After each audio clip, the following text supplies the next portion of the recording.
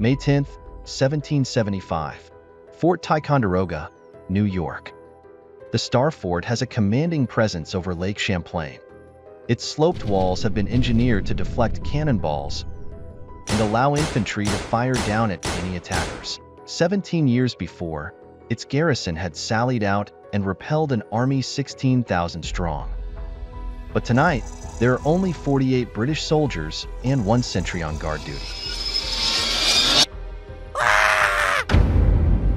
When the rebels storm in, the sentry sees the attack coming and levels his musket at an approaching officer. But the gun misfires, and the man slaps him down with the flat of his sword. Storming the fort tonight feels less like a military operation and more like breaking and entering. Rebels rouse sleeping soldiers at gunpoint, and the commanding officer has to put on his pants before he can surrender. Then, when asked by what authority they've entered, the second officer says, "In the name of the great Jehovah and the Continental Congress." These colonial militia have just taken the most significant fort between New York and the colony of Quebec, and soon it will serve as the staging point to invade Canada, partially led by the same officer who attacked that sentry with his sword, the one and only Benedict Arnold. It also serves as the origin story to early America's most infamous figure, Benedict Arnold, a man who would be among the colony's greatest heroes and its greatest traitor.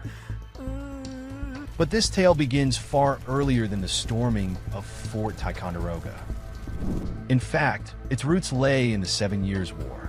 Actually, a lot of the American Revolution has its roots in the 7 Years' War, though in America it goes by its street name, the French and Indian War. Everything from new taxes leveled on the colonies to the military backgrounds of many British and Continental officers to the military alliances with indigenous tribes have some connection to that earlier conflict. But one of the larger legacies of the 7 Years' War was that Britain had wrested New France away from the French Empire, renaming it the province of Quebec. Yet despite falling under British control in 1775, the population remained very much French, making it an attractive target for the rebels who thought the Canadians might join the revolution. Oh, and just a quick terminology note. Though the official name of the province was Quebec, we're also going to be using the name Canada in this series for a couple of reasons. First, because it gives us a shorthand between the city of Quebec and the province as a whole. And second, because the name Canada was already an informal name at the time, and that's the term that most American revolutionaries used anyway. As soon as the American Revolution began, a few of the more aggressive rebels immediately started looking northward to Quebec. Because, you see, when the bullets started flying at Lexington and Concord, signaling the start of America's rebellion, the result wasn't a battle, but a siege. British troops retreated to Boston, where the militias penned them in, cutting off their land access so they could only be resupplied by sea past an American blockade. But those militias were not military units.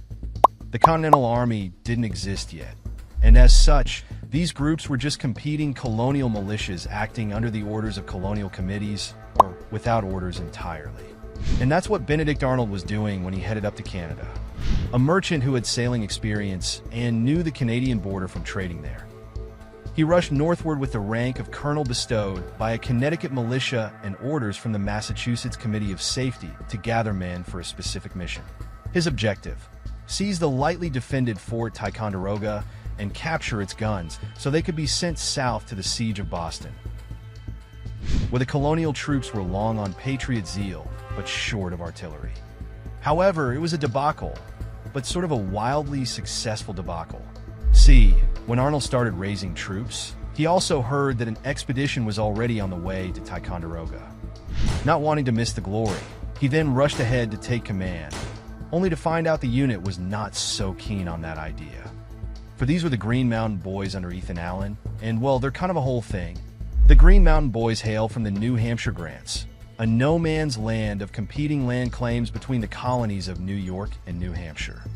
And Allen had founded the Boys 5 years earlier, not to fight the British, but rather to intimidate and expel New Yorkers attempting to enforce land claims. But now they were ostensibly working for the revolutionary cause. But within 2 years, their region would actually declare itself the Vermont Republic, an independent nation that only joined the United States in 1791. So basically, it's important to remember that these rebels aren't Americans yet, and really wouldn't be for some time.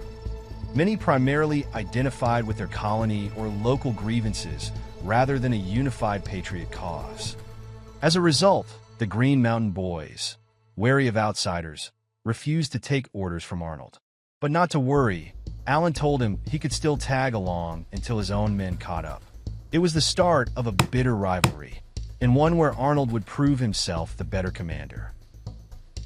While the boys spent days getting drunk off Fort Ticonderoga's rum, it was Arnold who cataloged and salvaged the cannons.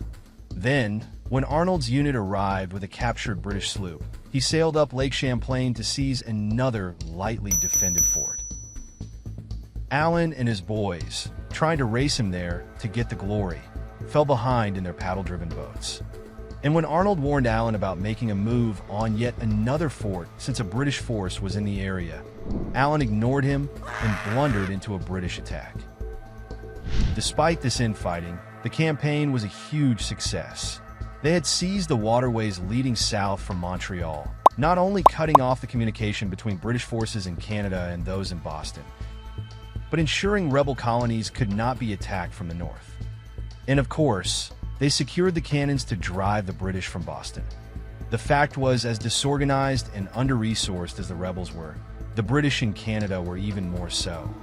Most of the territory's troops were penned up in Boston, and the colonials had moved fast enough to catch the small garrisons unprepared. But both Arnold and Allen saw the potential for more, and both began writing to Congress, wrangling for credit and urging a full-scale invasion of Canada. Yet for Arnold, the accolades and recognition seemed slow in coming. First, Congress sent orders to abandon Ticonderoga, which he refused. Then, when a Connecticut colonel showed up with papers saying he was now Arnold's commander, he refused to recognize him. Finally, he resigned his commission and went south to find General Washington and push through his plans to command an expedition to Quebec. But instead, he was hauled in front of a committee that grilled him over a request he'd made for Congress to reimburse him. You see, during the Northern Mission, he'd spent $1,000 of his own money feeding the troops, expecting it would be repaid, only to have that request denied because he hadn't kept receipts. In the end, they only paid a portion.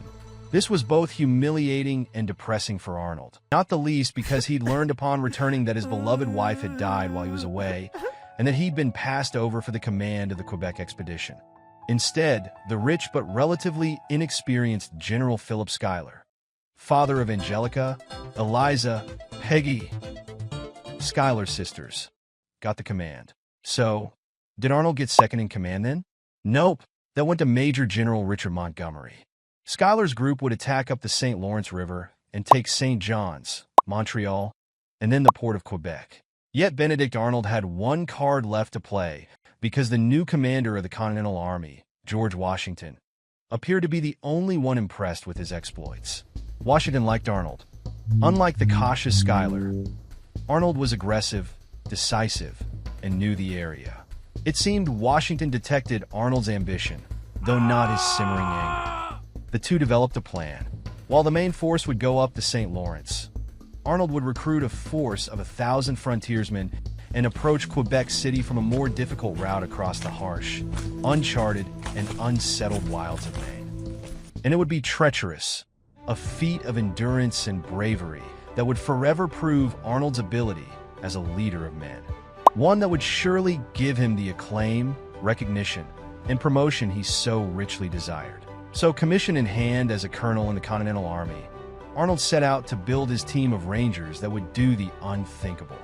Little did he know, he was recruiting them for a death march.